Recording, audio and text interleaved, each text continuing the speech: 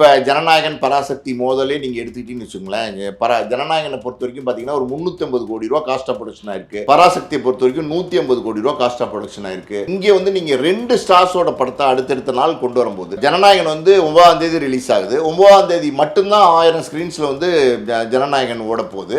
அடுத்த நாளே பார்த்தீங்கன்னா இப்போ ஜனநாயகனும் பராசக்தியும் பாதி பாதியாக ஸ்க்ரீன்ஸை டிவைட் பண்ணிக்க போகிறாங்க. ஒரு இவங்க 500 அவங்க 500ன்னு வந்தாங்கன்னா என்ன ஆகும்?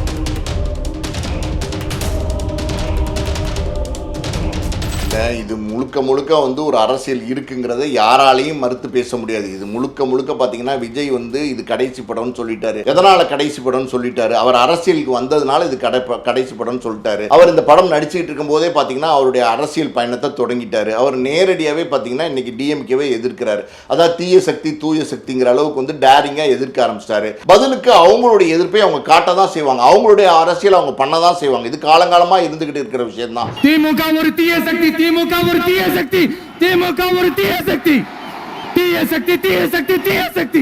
நான் சொன்ன மாதிரி பார்த்தீங்கன்னா 2 வாரத்துக்கு 1000 ஸ்க்ரீன்ஸில் இந்த படம் ஓடிச்சுன்னா அது மிகப்பெரிய கலெக்ஷன் வரதான் செய்யும். அது ஒரு பெரிய ரெக்கார்ட் பிரேக்கிங் கலெக்ஷனாக இருக்கும். விஜயனுடைய கடைசி படம் அது வந்து இப்போ பெரிய எதிர்பார்ப்பை கிரியேட் பண்ணியிருக்கு. அதில் எந்த மாற்று கருத்தும் கிடையாது.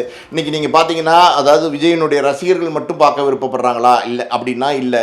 பொதுமக்கள் எல்லாரும் பார்க்க விருப்பப்படுறாங்க. அரசியல் தலைவர்கள் பார்க்க விருப்பப்படுறாங்க. பல பிரபலங்கள் வந்து இந்த படத்தை பார்க்க விருப்பப்படுறாங்க. காரணம் விஜய் வந்து தமிழ் சினிமாவில் ஒரு பெரிய சூப்பர் ஸ்டாராக இருக்காரு. அவருடைய கடைசி படம் போது அது எப்படி இருக்கும்னு ஒரு எதிர்பார்ப்பை கிரியேட் பண்ணிருக்கு.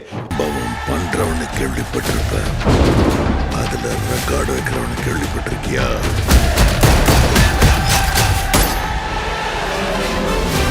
அதான் தளபதி.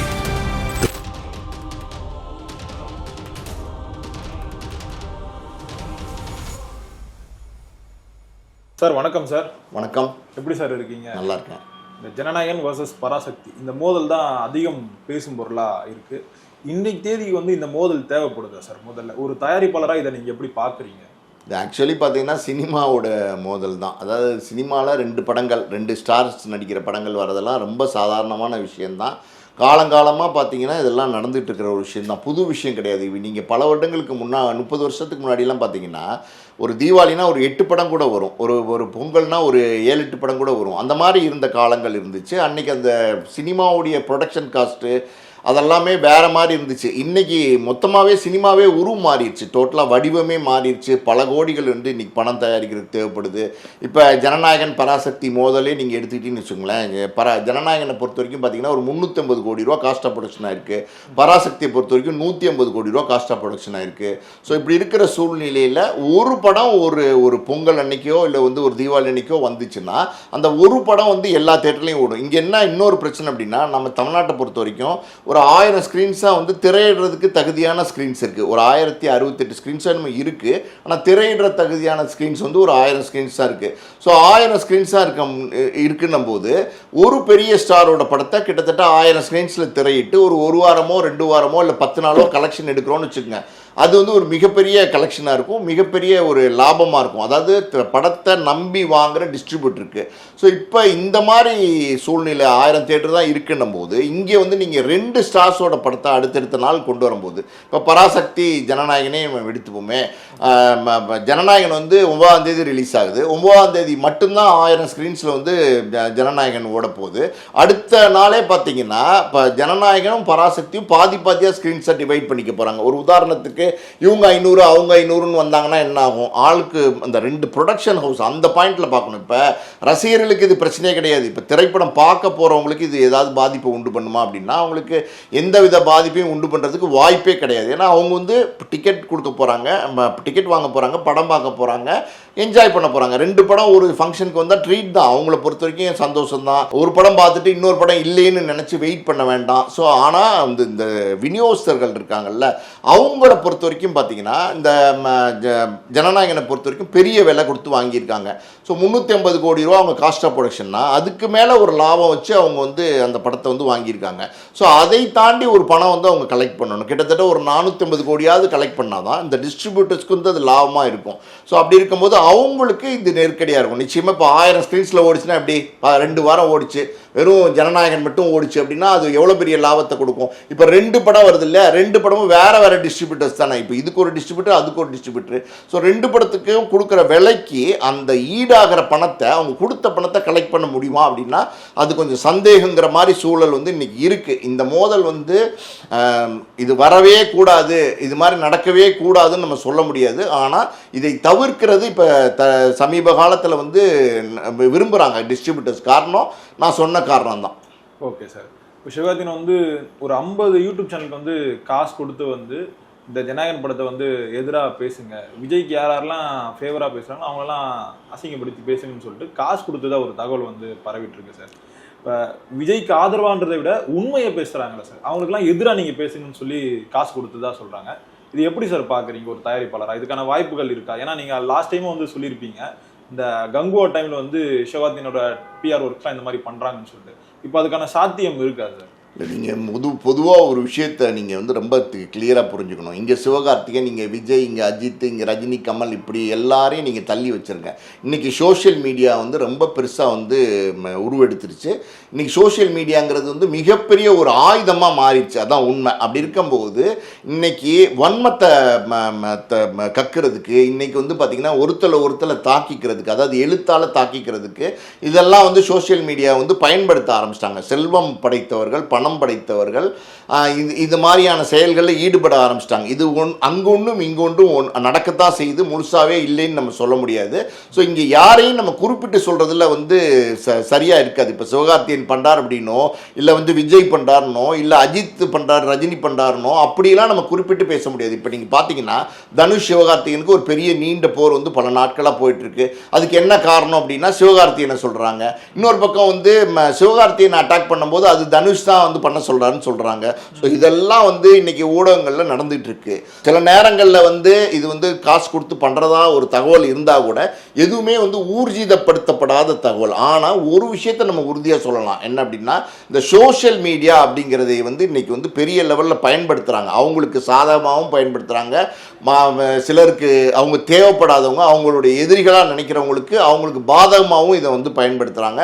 அப்படி இருக்கும்போது இன்றைக்கி இது பெரிய வந்து ஒரு ரோல் ப்ளே பண்ணுது. ஒரு சினிமாவே எடுத்துக்கோங்களேன், முதல் நாள் ஒரு படம் வருது, ஒரு உதாரணத்துக்கு நம்ம தக் லைஃபே எடுத்துக்கோங்க.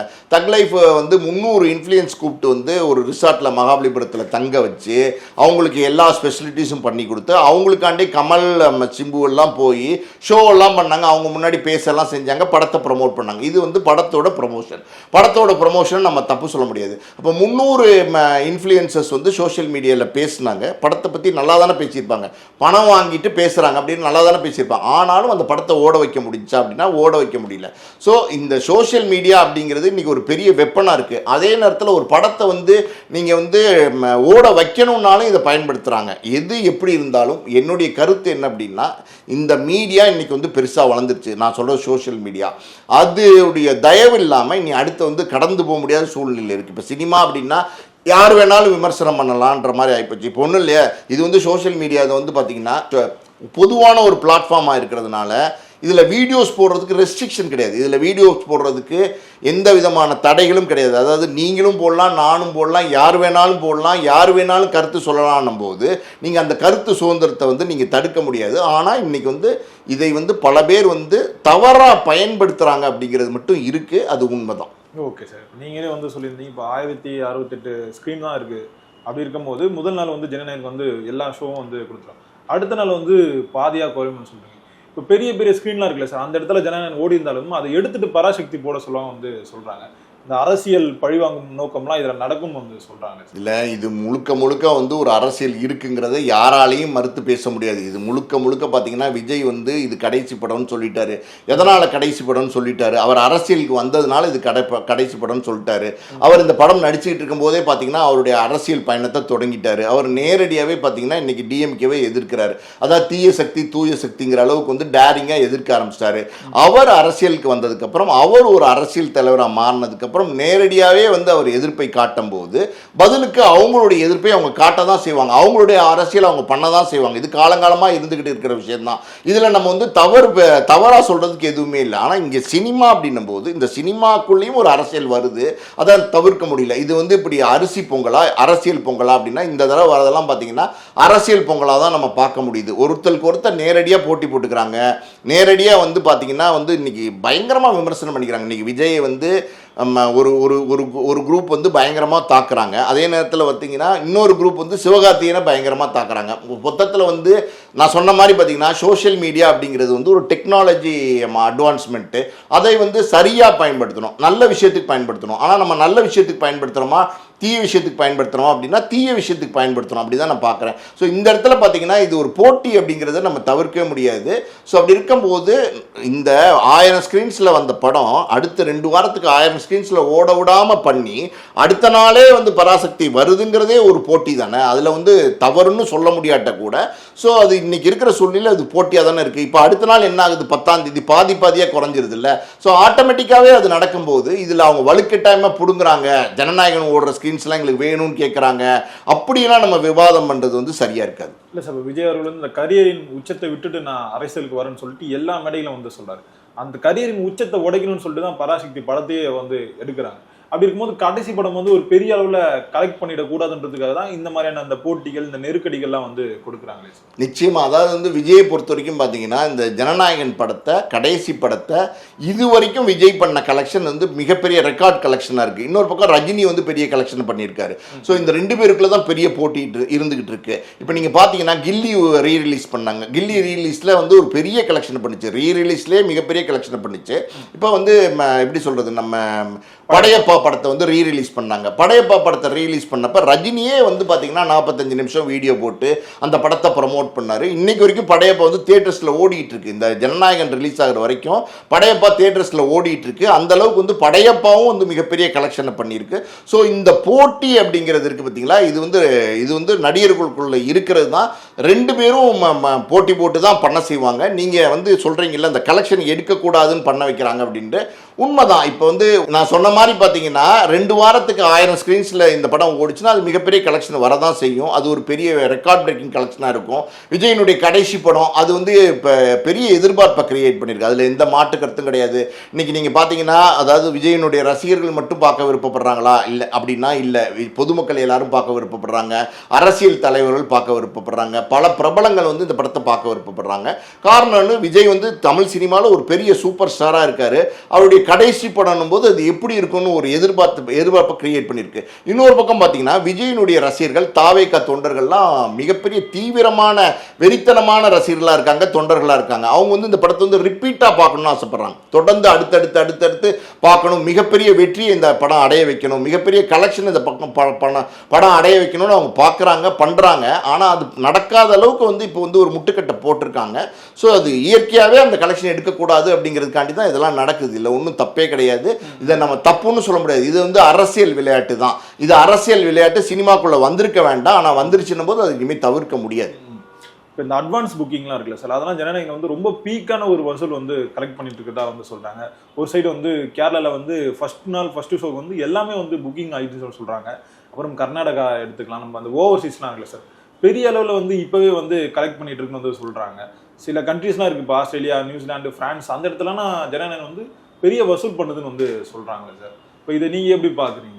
தம்பி, இது வந்து நீங்கள் ஒரு விஷயத்தை நீங்கள் தெளிவாக தெரிஞ்சுக்கங்க. இது வந்து விஜய் படம்னாலே ஆட்டோமேட்டிக்காகவே விஜய் வந்து தமிழ் சினிமாவில் இன்றைக்கி ஒரு சூப்பர் ஸ்டார். ரஜினி தான் சூப்பர் ஸ்டார். ஆனால் விஜயும் பார்த்தீங்கன்னா ரஜினிக்கு ஈக்குவலாக ஒரு சூப்பர் ஸ்டாராக இருக்கார். இன்றைக்கி தமிழ் சினிமாவில் டாப்பில் இருக்கார் விஜய். அதாவது விஜயினுடைய சம்பளமோ, விஜயினுடைய காஸ்ட் ஆஃப் ப்ரொடக்ஷனோ, விஜயினுடைய வியாபாரமோ, விஜயினுடைய ஓப்பனிங்கோ, விஜயினுடைய கலெக்ஷனோ, விஜய்க்கு இருக்கிற ஆடியன்ஸோ, இது வந்து இன்றைக்கி நம்பர் 1 விஜய் தமிழ் சினிமாவில். அதை யாராவது மறுத்து பேச முடியுமா? ஸோ எப்போவுமே ஒரு விஜய் படம் வரும்போது, எப்போவுமே ஒரு ரஜினி படம் வரும்போது ஆட்டோமேட்டிக்காகவே இதெல்லாம் நடக்க தான் செய்யும். இதுக்கு முன்னாடி கூலி வந்துச்சு, கூலிக்கு மிகப்பெரிய புக்கிங் இருந்துச்சு, வேர்ல்டு வைடு பெரிய புக்கிங் இருந்துச்சு. கேரளாலெல்லாம் பார்த்தீங்கன்னா முதல் நாளே அந்த ஷோ ஓப்பன் பண்ணோன்னே அந்த டிக்கெட்டுகள்லாம் விற்று தீர்ந்துச்சு. எப்படி அது ஒரு வேற்று மாநிலம், ஆனால் அந்த ரஜினிக்கு ஒரு பெரிய செல்வாக்கு, ஒரு எதிர்பார்ப்பு இருந்துச்சு. அந்த படம் மிகப்பெரிய வெற்றி படமாகவும் அமைஞ்சிச்சு வேர்ல்டு வைடு. அதே மாதிரி பார்த்தீங்கன்னா விஜய் படம் அப்படின்னும் போது இன்னைக்கு மற்ற மாநிலங்களில் இருக்கிறவங்களும் பார்க்க விருப்பப்படுறாங்க. அந்த அளவுக்கு வந்து இன்னைக்கு தமிழ் சினிமாவில் ஒரு முக்கியமான ஸ்டாராக வந்து விஜய் இருக்காரு. அப்படி இருக்கும்போது வேர்ல்டு வைடில் வந்து தமிழர்கள் இருக்கிறாங்க. வேர்ல்டு வைட் தமிழர்கள் வந்து அவங்க அந்த விஜய் படத்தை முதல் நாள் பார்க்கணும், முதல் காட்சி பார்க்கணும் அப்படிங்கிற ஒரு எதிர்பார்ப்பெல்லாம் இருக்கத்தான் செய்யுது. ஸோ இந்த கலெக்ஷன் புக்கிங் அப்படின்னும் போது ஆட்டோமேட்டிக்காகவே விஜய்க்கு நடக்கக்கூடிய விஷயங்கள் தான். இது இல்லாமல் இப்போ பார்த்தீங்கன்னா இது கடைசி படம்னும் போது இந்த கடைசி படத்தில் விஜய் என்ன பண்ணியிருப்பார் அப்படிங்கிற ஒரு எதிர்பார்ப்பு 100 மடங்கு எல்லார்கிட்டையும் கூடுதலாக இருக்கிறதுனால இந்த ஓப்பனிங், இந்த புக்கிங், இந்த ப்ரீ புக்கிங்கில் திறந்தோனே ஃபுல்லாகிறது, வேர்ல்டு வைட் பெரிய டிக்கெட் புக்கிங் ஆகிறது, இதெல்லாமே வந்து நடக்கக்கூடிய விஷயம்தான், நடக்கும். இன்னும் பார்த்தீங்கன்னா அடுத்தடுத்த நாட்களில் பார்த்தீங்கன்னா இது விறுவிறுப்பாக வந்து அந்த டிக்கெட் புக்கிங் நடக்கும். எப்படி பார்த்தாலுமே முதல் நாள் கலெக்ஷனாக வந்து ஒரு 180 கோடி வரைக்கும் கலெக்ட் பண்ணணும் வந்து சொல்கிறாங்க சார் ஜனநாயகன். ஏன்னா இப்போ நீங்கள் சொன்ன பிரகாரம் பார்த்தாலே இப்போ தமிழ்நாட்டிலேயே 1000 ஸ்க்ரீன் மேலே ரிலீஸ் ஆகுது. அது வேர்ல்டு வைடு பார்க்கும்போது வந்து ஒரு 3000-4000 ஸ்க்ரீனில் வந்து ரிலீஸ் ஆகும்னு சொல்கிறாங்க சார். உண்மையாலுமே பார்த்தீங்கன்னா 3000-4000 ஸ்க்ரீன்ஸில் ரிலீஸ் ஆகிறதுக்கு வாய்ப்பு இருக்குது. ஏன்னா கிட்டத்தட்ட கூலியே பார்த்தீங்கன்னா ஒரு 6000 ஸ்க்ரீன்ஸ்க்கு மேலே ரிலீஸ் பண்ணியிருந்தாங்க. நீங்கள் சொல்ல மாதிரி வந்து பார்த்தீங்கன்னா முதல் நாள் கலெக்ஷன் அப்படின்றது விஜயினுடைய கலெக்ஷன் வந்து ஹையஸ்ட் எனக்கு தெரிஞ்சு 148 கோடியோ என்னமோ இருக்குன்னு நினைக்கிறேன். லியோ படம் அதை ரீச் பண்ணியிருக்கு அப்ராக்சிமேட்டாக நான் சொல்கிறேன். அப்படி இருக்கும்போது இது வந்து ஒரு பெரிய எதிர்பார்ப்பை கிரியேட் பண்ணியிருக்கு. இது கடைசி படம் போது நான் சொன்ன மாதிரி பார்த்தீங்கன்னா இது நிறைய பேர் வந்து முதல் நாளே பார்க்கணும்னு ஆசைப்படுறாங்க. அப்படி இருக்கும்போது இதனுடைய கலெக்ஷன் நிச்சயமாக வந்து பெரிய கலெக்ஷனாக இருக்கும். அதாவது வந்து லியோவுடைய கலெக்ஷனை வந்து நிச்சயமா தாண்டறதுக்கான வாய்ப்பு இருக்கு. ஆனா நீங்க சொல்ற மாதிரி 180 கோடி எட்டுமா அப்படின்னா அது எனக்கு தெரியல. 148 இருக்கிறது வேணா வந்து 155 160 வந்து நகர்ந்து போலாமே தவிர ஒரேடியா 180க்கு போறதுக்கான வாய்ப்பு இருக்கிற மாதிரி எனக்கு தெரியல. ஓகே சார், ஓவராலாக எவ்வளோ கனெக்ட் பண்ணணும்னு எதிர்பார்க்குறீங்க சார்? ஓவரால் கலெக்ஷனை பொறுத்த வரைக்கும் இந்த படத்தை பற்றி இப்போ நம்ம எதுவுமே ப்ரெடிக்ட் பண்ண முடியாது. நீங்கள் சொன்ன மாதிரி பார்த்தீங்கன்னா முதல் நாள் கலெக்ஷன் 160 கோடியாக இருக்கும். அடுத்தடுத்த நாள் வந்து அந்த படத்துக்குடைய ரெஸ்பான்ஸ் எப்படி இருக்குன்னு நம்ம பார்க்கணும். பொதுவாகவே பார்த்தீங்கன்னா ஒரு படம் எவ்வளோ பெரிய ஸ்டார் படமாக இருந்தாலும் அது ரிலீஸ் ஆகிற அன்னைக்கு ஒரு பெரிய எதிர்பார்ப்பு இருக்கும்.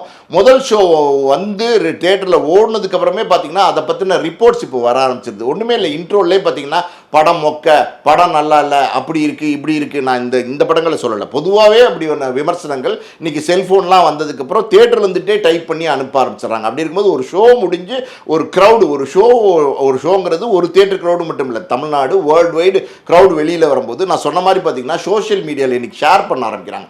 எல்லாமே எடுத்து போடுறாங்க. பல பேர் வந்து விமர்சனம் பண்ணுறாங்க, வீடியோ போடுறாங்க. இதை வந்து பல பேர் வந்து பார்க்குறாங்க. இதைத்தான் இன்னைக்கு பார்க்குறாங்க. இந்த விமர்சனமாக எதை பார்க்குறாங்கன்னா சோஷியல் மீடியாவில் வர கருத்துக்களை தான் வந்து விமர்சனமாக பார்க்குறாங்க. அப்படி இருக்கும்போது இந்த விமர்சனங்கள் எப்படி வரப்போகுது இந்த படத்துக்கு அப்படின்னு படம் வந்தால் மட்டும்தான் தெரியும். எவ்வளோ பெரிய ஸ்டார் படமாக இருந்தாலும் படம் வந்ததுக்கு அப்புறம் தான் நம்ம அதை பற்றி அதனுடைய கலெக்ஷனை பற்றி ஊர்ஜிதமாக சொல்ல முடியும்.